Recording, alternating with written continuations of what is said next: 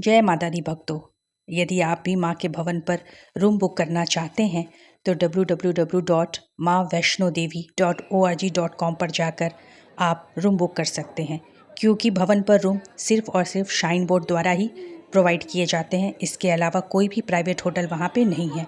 तो आपको room book करने के लिए दिए हुए साइट पर जाकर अपने रूम की डेट डालनी होगी और फिर आपको कौन सा रूम खाली होगा उसके हिसाब से आपको रूम मिल जाएगा। हमने जब इस नवरात्रि में माँ वैष्णो देवी धाम दर्शन का प्लान बनाया तो पहले से ही गौरी भवन में 4 बेडेड हट को बुक कर लिया था, जिसका रूम टूर मैं आपको कराऊंगी। यहाँ पे मनोकामना भवन है, वैष्णवी भवन है, गौरी भवन है, कालिका भवन है, ऐसे बहुत सारे श्राइन बोर्ड द्वारा रूम अवेलेबल कराए जाते हैं। हम गौरी भवन में रुके थे, जो कि भैरव घाटी के रास्ते पर पड़ता है। जब आप माँ के भवन से भैरव जी की तरफ जाने लगेंगे तो उन्हीं की चढ़ाई पे थोड़ा सा आगे बढ़ते हुए सबसे पहले आपको वैष्णवी भवन दिखेगा। उसको क्रॉस करके जब आप आगे जाएंगे तो इस तरह से साइड में कटी हुई सीढ़ी दिखेगी और ऊपर जाने के बाद आपको गौरी भवन के हट्स मिलेंगे। तो हमने गौरी भवन का हट बुक किया था, इसलिए हमने ये सीढ़ी ली और सीढ़ी आपको आगे जाके आपको रास्ते में कॉटेजेस दिखते जाएंगे, आप उन्हें देखते जाइए। हमारा 20 नंबर वाला हट था। तो हमने जब अपने चाबियां कलेक्ट की, जो कि और ऊपर ऑफिस है वहाँ से जाके मिलता है, उसके बाद हमने इस रूम का छोटा सा रूम टूर आपके लिए बनाया है। तो इसमें आप जैसे देख सकते हैं 2 शानदार बेड थे जो कि काफ़ी चौड़े थे, जिस एक बेड पे 3 से 4 आदमी बहुत ही आराम से सो सकते हैं।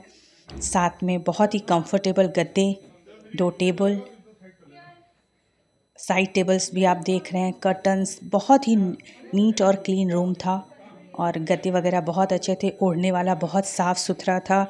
तो रज़ाइयाँ भी बहुत अच्छी थीं, टावल दिए गए थे, सोप दिए गए थे, जगह जगह चेयर्स थे, मुझे लग रहा है 4 से 6 चेयर्स रहे होंगे। एक्स्ट्रा मैट्रेसेस दिए गए थे अगर आप ज़्यादा लोग हों तो, और साथ में 2 वार्डरोब दिए गए थे जिसके अंदर आप अपना सामान रख सकते हैं। ओढ़ने के लिए भी भरपूर एक्स्ट्रा रज़ाइयाँ रखी हुई थीं, क्योंकि यहाँ बहुत भवन पे ठंडी होती है। तो देखिए कंबल और रज़ाइयाँ भरपूर पड़ी हुई थीं। हालांकि हमें ज़रूरत नहीं पड़ी, लेकिन फिर भी अगर आप एक्स्ट्रा लोग भी हैं तो इसमें बहुत ही आराम से आप ओढ़ सकते हैं। वॉशरूम भी बहुत नीट और क्लीन था।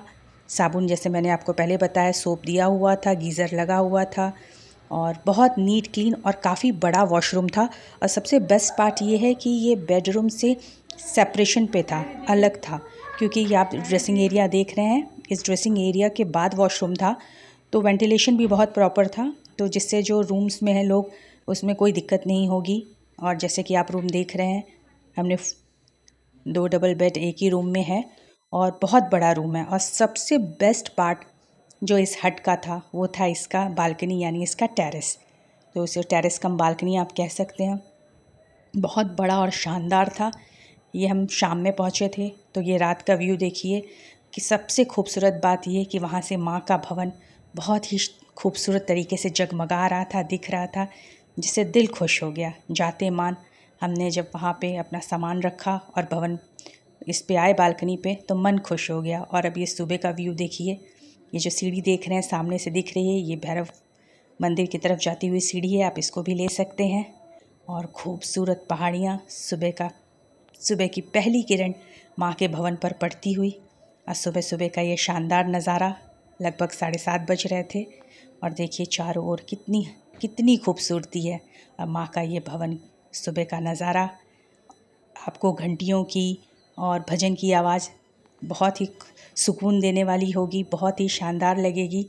इसके अलावा ये नज़ारे तो हैं ही। तो अगर आप भी वैष्णो देवी आ रहे हैं और रूम बुक करना चाहते हैं भवन पे, तो उस रिलेटेड जो भी कोई क्वेरी हो आप मुझसे पूछ सकते हैं। मैं हर एक क्वेरी का जवाब देने की कोशिश करूँगी और आपके सारे प्रॉब्लम को सॉल्व करूँगी। इसी के साथ वीडियो को यहीं समाप्त करते हुए जय माता दी का नारा लगाते हुए बहुत बहुत धन्यवाद।